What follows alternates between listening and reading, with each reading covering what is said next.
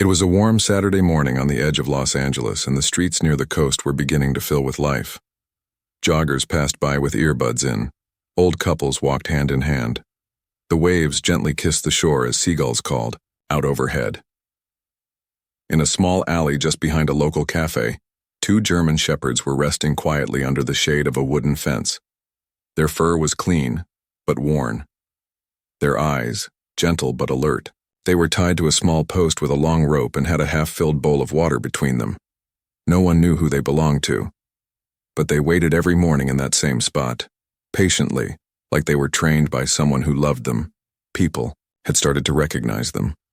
Workers from the nearby bakery sometimes dropped off leftover bread. Kids from the school across the street would wave and talk to them. Even the cafe owner once left out chicken bones, which the dogs didn't touch, as if they knew bones weren't good for them. They were calm, obedient, and proud. Not wild strays. Someone had clearly raised them well. Yet no one ever saw the owner. Then came the sound of motorcycles. Loud, arrogant engines roaring through the narrow streets. 3 men on bulky bikes rolled up, dressed in black leather and sunglasses, with patches that read, "Iron Fists." They stopped right outside, the alley. One of them, tall and broad with messy hair, pointed at the dogs and laughed. The others smirked. "Look at these mutts," the tall biker said. "Tied up like they're waiting for their master. How cute." One of the other bikers, younger and slimmer with a scar running down his cheek, stepped off his bike and approached the dogs. The dogs didn't bark. They didn't growl. They just stared at him silently, tails still, waiting. But the biker, full of mock bravado and wanting to impress his gang, raised his foot and suddenly kicked one of the dogs hard in the side. A sharp yelp echoed through the alley. Nearby, a mother walking with her child gasped. A man carrying groceries froze. Someone across the street dropped their coffee, but no one moved. The biker laughed and kicked the second dog. This time, the dog didn't yelp. He simply stood, chest firm, eyes cold. But he didn't retaliate. It was as if he had been trained never to bite no matter what. "What kind of dog just takes it?" The biker mocked. "What a joke." Then came a voice. Calm, steady, and unmistakably familiar. "They're not trained to bite cowards." The alley went silent. The voice belonged to a man standing just behind the fence, barely visible. He stepped forward slowly. Black boots, worn jeans, and a simple gray hoodie. His face was quiet, unreadable, his eyes sharp. One of the cafe workers whispered from behind the counter, stunned. "Is that Keanu Reeves?" Keanu didn't blink as he walked forward and unhooked the leashes from the post.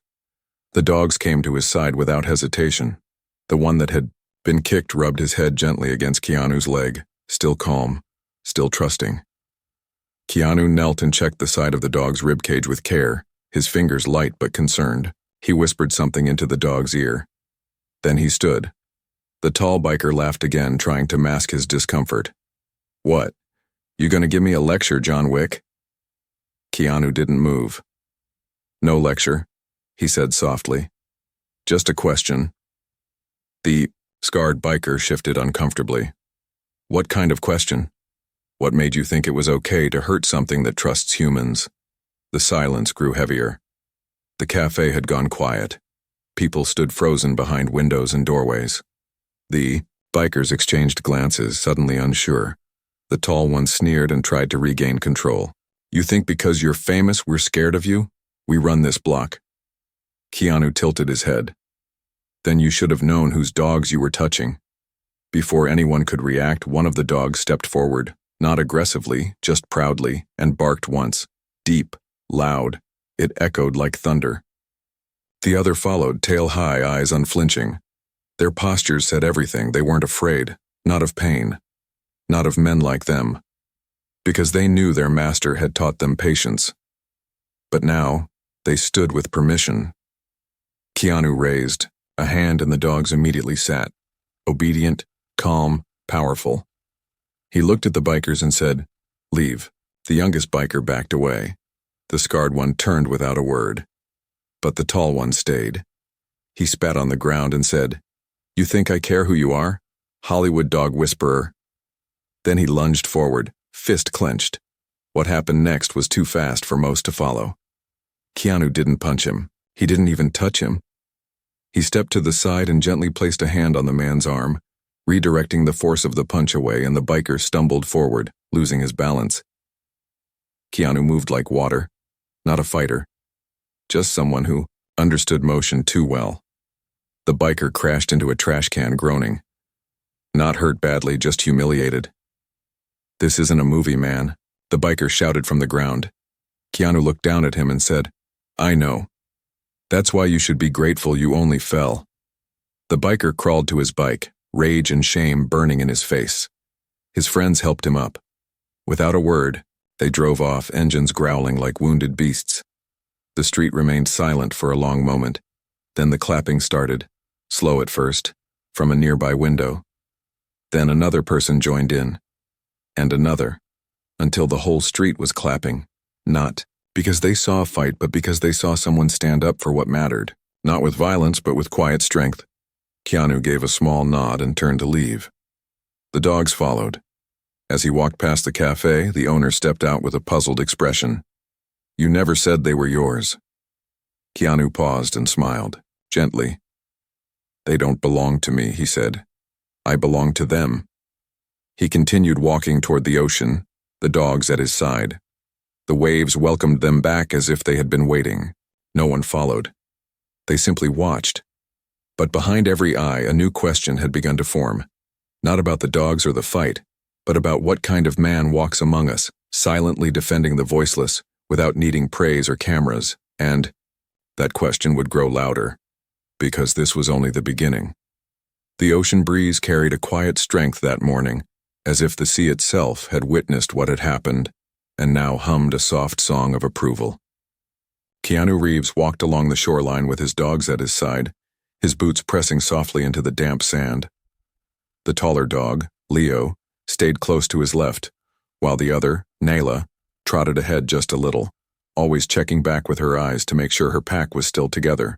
The moment with the bikers still echoed in Keanu's mind, not because of anger, but because of what it revealed, how quickly some people forgot the weight of their actions, especially when directed at those who cannot speak.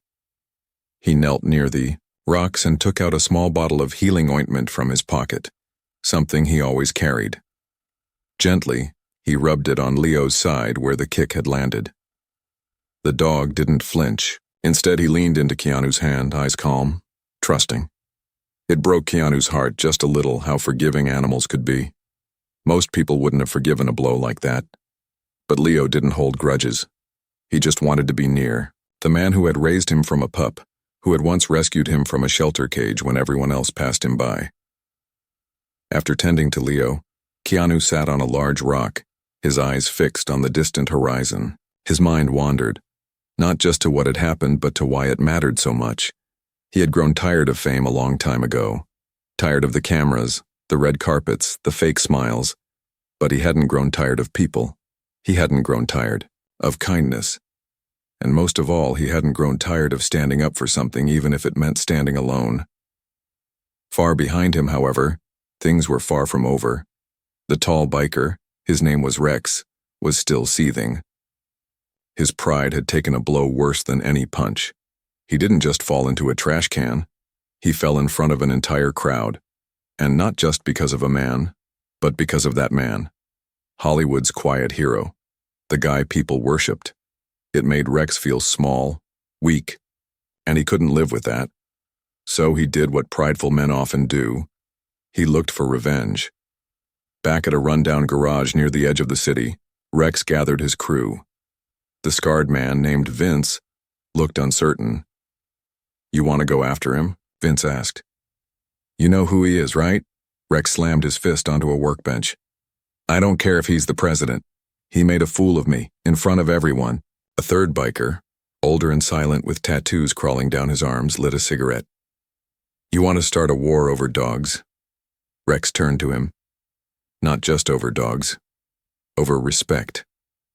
Meanwhile, Keanu had returned to his small cabin on the outskirts of the city, tucked behind rows of pine trees and far away from the noise of his old Hollywood life. It wasn't large, but it had everything he needed: books, peace, his dogs, and a garage where he restored vintage bikes when the world felt too loud. Today, though, he wasn't working on engines. He was sitting on his back porch writing quietly in a notebook. Not a script, not a story, just thoughts. Things he wanted to remember. Truths he didn't want to forget. He wrote, "Kindness does not make you weak. It makes you stronger than those who hide behind fists." As he closed the notebook, Leo barked once. Soft, alert. Keanu stood and followed him to the front gate. Parked on the dirt path was a familiar face. Rosie, the cafe owner's daughter. She was in her mid-20s, sharp and observant, with a quiet admiration for Keanu that she never spoke aloud. She stepped out of her car holding a folded newspaper. "You made the front page," she said, handing it to him. Keanu unfolded it slowly. There, in grainy print, was a photo taken with a shaky phone, him standing between the two dogs, the tall biker on the ground behind him, and a caption that read, "Actor Keanu Reeves protects dogs from biker attack. Crowd applauds." He sighed. "I didn't want attention," he said. Rosie shrugged. "You didn't get attention, you got respect. There's a difference." He smiled faintly. "Still feels the same sometimes." Rosie looked at the dogs. "They okay?" Keanu nodded. "They are. Leo's tough. Nala's a worrier, but she's calming down." "You think that guy will come back?" Keanu paused. "I think his pride might, and that's always more dangerous." That night, under a silver moon and the hush of wind through the trees, something strange happened. Keanu woke to Nala growling softly at the door. Leo stood beside her, silent but tense. He opened the door slowly and saw it. A note, pinned to the gate with a knife. No words, just a crude drawing. 3 dogs lying down and a stick-figure man with X's over his eyes. Keanu took the note and stared at it for a long time. Then he looked at his dogs. They stood calmly, waiting for instruction. "No fear, only focus," he whispered. "We may not want trouble, but if it comes, we'll be ready." What the bikers didn't understand, what Rex could never predict, was that they had picked a fight not just with a man, but with a soul that had walked through pain deeper than they could imagine. A soul that had lost family, friends, love, and still chose to be kind, still chose to protect. Keanu Reeves was not a hero in the way movies showed heroes. He didn't wear a cape. He didn't shout. He didn't strike unless he had to. But when he stood, the world listened, and this time the world was about to see just how far one man would go to defend those who couldn't speak for themselves. 3 nights passed, and the forest around Keanu's cabin grew quieter than usual. The birds didn't sing as much at dawn. The wind didn't rustle as freely through the pines. There was a heaviness in the air, like the trees themselves were waiting. Keanu noticed it with every step he took. He wasn't paranoid. He was prepared. The note left on his gate had changed everything. He had been silent for years, content to live in the background. But now, someone had crossed a line not even fame could shield. They didn't just threaten him. They threatened the dogs who had stayed by his side when no one else did. Keanu walked the perimeter of his cabin that morning, moving quietly through the mist with Leo and Nala close behind. He checked every path, every tree, every possible entry point. Not because he expected an attack in the open, but because he knew men like Rex didn't fight fair. They struck when you least expected it, when your back was turned or your heart was open. And that was something Keanu wouldn't allow again. Not now. Not after everything he had already lost in life. Inside the cabin, Keanu opened a wooden chest he hadn't touched in years. It wasn't full of weapons. It was full of memories. Letters from his late wife. Photos from film sets. Journals filled with quiet pain and buried strength. Under those, wrapped in cloth, was something else, a gift given to him by a retired Marine friend. It was a small reinforced dog vest, not for aggression, for protection. He laid it gently over Leo, then adjusted a smaller one for Nala. They didn't resist. They stood still, as if they understood. He whispered, No more wounds. Not while I'm breathing. Elsewhere, in a smoky bar near the city's edge, Rex slammed a beer bottle onto the table and pointed to a crude map drawn on napkins. We wait until Friday night. That's when he brings the dogs to the old beach trail, Rex said. He's a creature of habit, and we'll be waiting. Vince looked nervous. What exactly are we going to do? Rex's eyes narrowed. Make him regret embarrassing me. The older biker, known only as Clay, stared at Rex for a long time. Then he said something few dared to say around him. You're picking a fight with someone who doesn't live in our world. That guy's been through hell. And he came out quieter, not weaker. Rex's jaw clenched. He's just an actor. We're real. Clay didn't respond. He just shook his head and walked out. Back at the cabin, the day passed slowly. Keanu wasn't filming. He wasn't doing interviews or red carpets. He was training with his dogs. Not for attack, but for awareness. He threw tennis balls into the woods to test their reflexes. He laid scent trails to keep their noses sharp, and at sunset he sat by the fire with them, hands resting on their backs. He thought about the time Leo had been sick and how he had stayed up all night nursing him. He remembered the storm that had frightened Nayla when she was just a pup, and how he had sung softly until she calmed. These weren't just dogs. They were parts of his soul that had taken form and followed him through silence, through grief, through recovery. The night before Friday arrived with a strange stillness. The moon was full, casting a soft silver glow across the earth. The stars seemed closer, like silent witnesses. Keanu didn't sleep. He sat outside with a book in hand, though he didn't read. Leo and Nala rested beside him, but their ears twitched at every sound. Then came the soft crunch of a boot in the gravel. Keanu didn't move. He simply whispered, "Stay." The dogs froze, muscles tense but calm. From the shadows, Clay stepped forward. Not like a threat, like a man with something to say. "You don't know me," Clay said, "but I know him. The one who kicked your dog, the one you made fall." Keanu stood slowly, eyes sharp. Clay raised his hand. "I'm not here to fight, I came to say I'm done with that crew. I've seen men with power. Real power. And it's not about how loud you are, it's about what you protect." Keanu studied him for a long moment. Then he nodded once. Clay reached into his jacket and pulled out something small. A tag. Scratched and rusted. It was military dog tags with his own name and unit. "I had a shepherd once, back in Afghanistan. He saved 3 lives in one day. I held him while he died. Your dogs, they remind me of him." Keanu looked down at Leo and Nala, then back at Clay. "Thank you for coming." Clay dropped the tag into Keanu's hand and turned to leave. "I hope you never need to use it. But they're planning something tomorrow and they're not thinking clearly." As Clay vanished into the woods, Keanu felt something shift inside him. Not fear, not even anger, but focus. There would be no running, no hiding, not this time. Friday morning came, wrapped in golden light.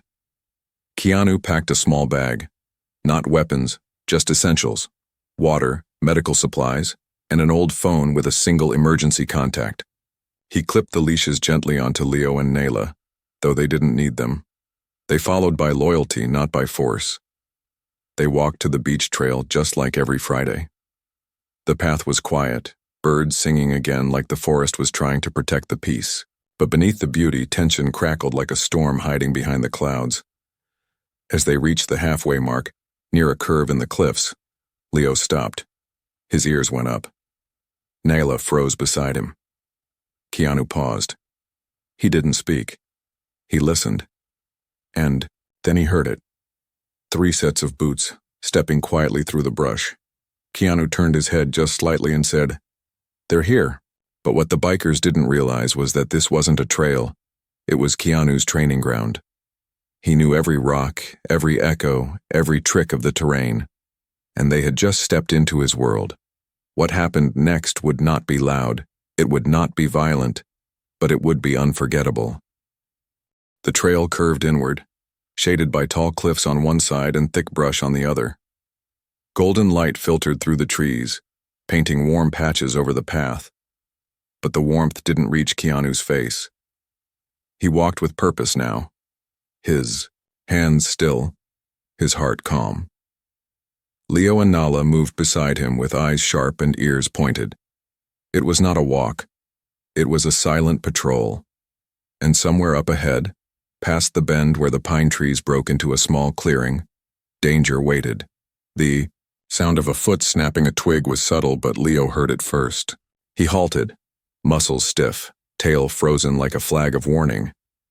Keanu immediately raised 2 fingers, signaling the dogs to pause.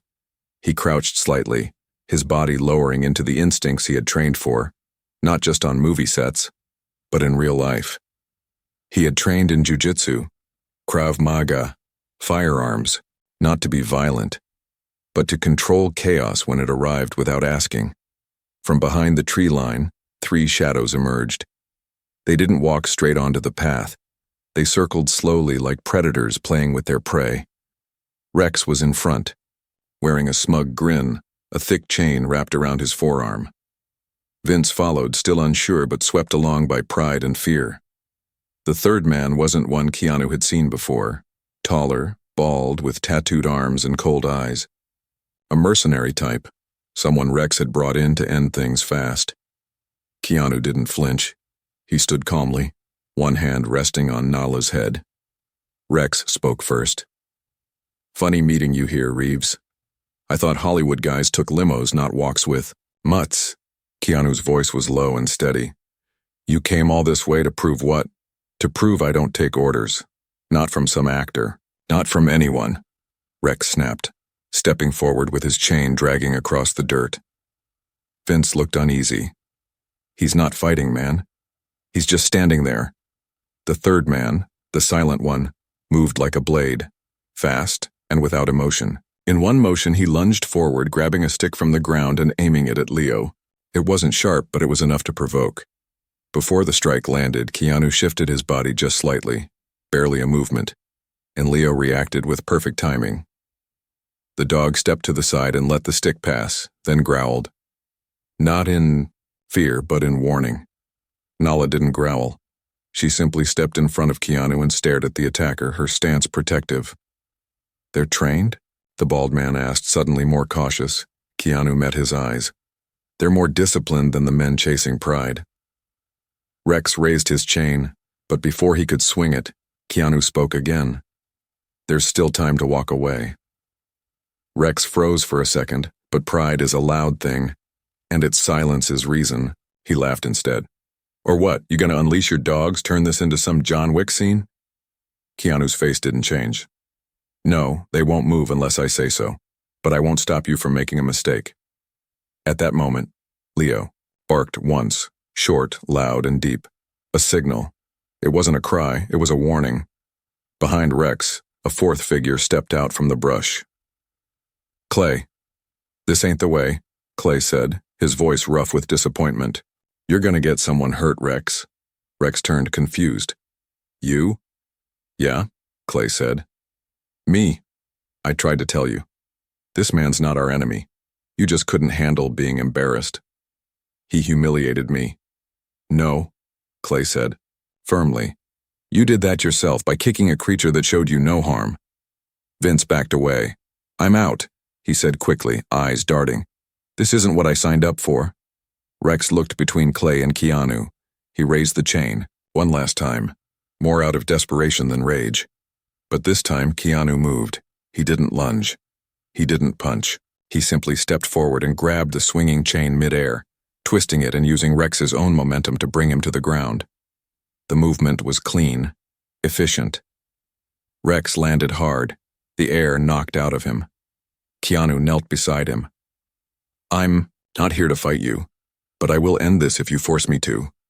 The bald man, seeing Rex on the ground and Clay unmoved, raised his hands and stepped back. "I'm done. Not worth it." As quickly as they came, the threat dissolved. Vince vanished into the trees. The mercenary disappeared behind the cliffs. Clay stood for a while longer, watching Keanu with a kind of respect that didn't need words. Keanu turned to Rex, still on the ground, breathing heavily. He didn't gloat. He didn't mock. Instead, he said, "You still have time to be a better man." Then he stood and walked away. Leo and Nala followed him as they disappeared. Down the trail, the sun broke through the canopy above. Golden rays spilled across the ground where the fight had nearly happened. Clay looked down at Rex, who had no more words.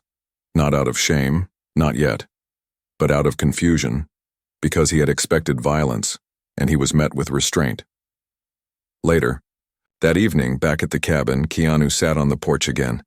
The dogs rested at his feet, eyes closing slowly in peace. The fire crackled inside. He pulled out his notebook and began to write again. Strength is not in fists. It's in what we choose not to destroy, even when we can. Just then, a soft knock came at the gate. Rosie stood there holding a small wrapped box. She handed it to him with a smile. "Someone left this at the cafe," she said. "No name." Keanu opened it gently. Inside was a chain, broken, and a note. "You were right. I was lost." He looked at the dogs, then at the sky. Change doesn't always roar. Sometimes it begins with a man standing still. The world didn't change with noise. It changed with moments like this, quiet ones. The broken chain sitting in Keanu's hands felt heavier than it looked. It was not just a symbol of surrender, it was a message of transformation. And though it had come from a man who once kicked a defenseless animal to prove power, it now spoke of something deeper. Not all who fall stay down. Sometimes, a fall is the beginning of learning to walk again, this time with humility. Keanu placed the chain beside his notebook, right next to the page where he had written, "Strength is in what we choose not to destroy." The fire in the cabin burned low, casting flickering shadows on the wooden walls. Leo and Nala rested close, their breathing calm. Outside, the wind whispered through the trees, but inside, something had shifted. Peace had returned, not just to the forest trail, but to Keanu's heart. Yet even peace comes with a price. By morning, the internet had caught up. Someone had secretly recorded the confrontation at the trail and uploaded it with a misleading caption, "Keanu Reeves attacked in dog ambush by outlaw gang." The video exploded, millions of views in hours. Commentators dissected every frame. News anchors praised Keanu's control.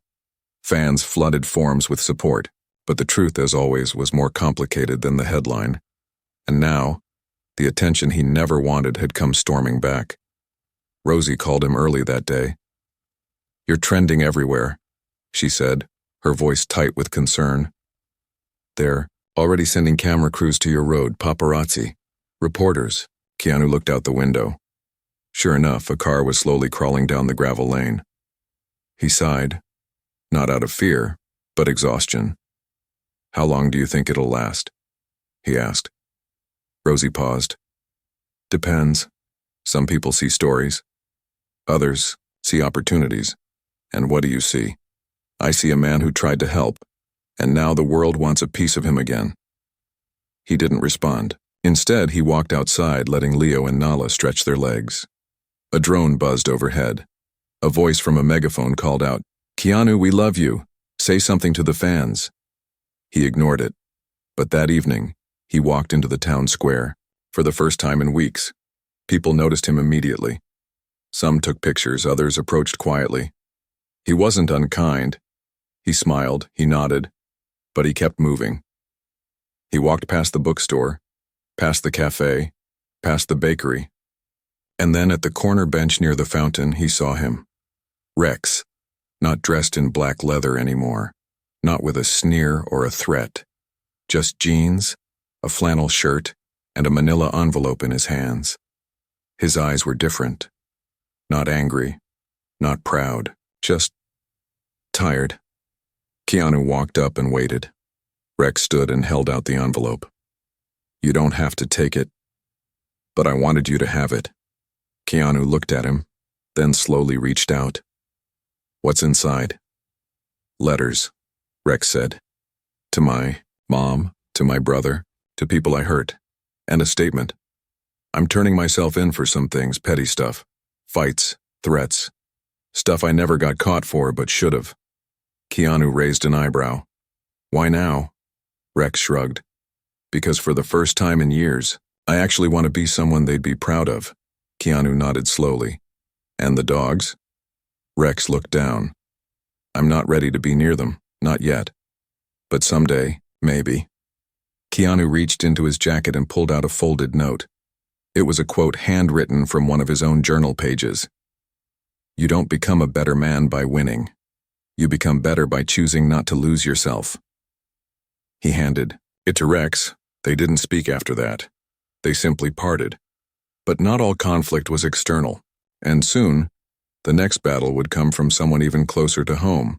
Not from enemies, but from people who wanted to own Keanu's story. By the next morning, a major streaming network sent an offer. They wanted to buy the rights to the trail, video. They wanted to make a film, inspired by real events. They even named actors to play the roles. They wanted drama, exaggeration. They wanted a fight scene that never happened. And in their version, the dogs were just side props. Keanu stared at the contract. It was filled with dollar signs, timelines, and promises. He placed it on the table and lit a candle beside it. Slowly, the flame curled the edges of the paper until it crumbled into ash. He didn't need the world to rewrite the story. He had lived it. And more importantly, so had Leo and Nayla. What mattered most wasn't in a script. It was in the moment a man chose to spare another's pride. In the way a dog trusted even after being hurt. In the silence that followed forgiveness. As the smoke faded, a soft knock came at the door. Rosie entered, holding something under her coat. I found this on the porch, she said, with your name on it. Keanu opened the box. Inside was a handmade leather collar. It had one word stitched on it in delicate cursive. Guardian. Rosie looked at him. It wasn't signed. But I think you already know who it's from. Keanu smiled, the kind of smile that came not from joy but from deep understanding. Maybe that's all we're supposed to be, he said. Not heroes, not stars, just guardians. He looked down at his dogs. They looked back at him. And in that quiet connection, a truth was born. Some men fight to be seen. Others fight so the ones who can't speak are never invisible again. The world didn't go back to normal, not exactly. When the dust settled and the stories quieted down, the name Keanu Reeves once again became more than a Hollywood icon. It became something else, something deeper.